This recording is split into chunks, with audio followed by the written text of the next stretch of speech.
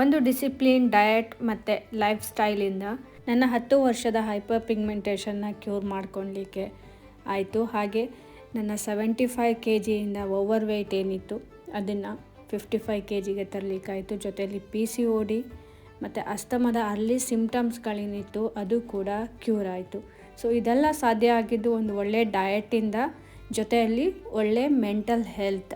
ದಿನದ ಮೊದಲನೇ ಡ್ರಿಂಕ್ ಶುರುವಾಗ್ತಾಯಿತ್ತು ಬೀಟ್ರೂಟ್, ಕ್ಯಾರೆಟ್, ಆ್ಯಶ್ ಗಾರ್ಡ್, ಎಳನೀರು ಈ ಥರದ ಜ್ಯೂಸ್ಗಳಿಂದ. ಲಂಚ್, ಡಿನ್ನರ್, ಈವನ್ ಬ್ರೇಕ್ಫಾಸ್ಟಲ್ಲೂ ಕೂಡ ಪ್ರೋಟೀನ್ ಪ್ರಿಫರ್ ಮಾಡ್ತಾಯಿದ್ದೆ. ಇದಕ್ಕಾಗಿ ರೋಟಿಗಳು, ಸ್ಮೂದೀಸ್, ಹಾಗೆ ವೆಜಿಟೇಬಲ್ಸ್ ಸೂಪ್ಗಳು ಇದೆಲ್ಲ ಕೂಡ, ಹ್ಯಾಂಡ್ಫುಲ್ ನಟ್ಸು ಮತ್ತು 2 ಬೌಲಷ್ಟು ರಾ ವೆಜಿಟೇಬಲ್ಸ್, ಅದರಲ್ಲಿ ಸ್ಪ್ರೌಟ್ಸ್ ಕೂಡ ಇನ್ಕ್ಲೂಡ್ ಇರ್ತಾಯಿತ್ತು.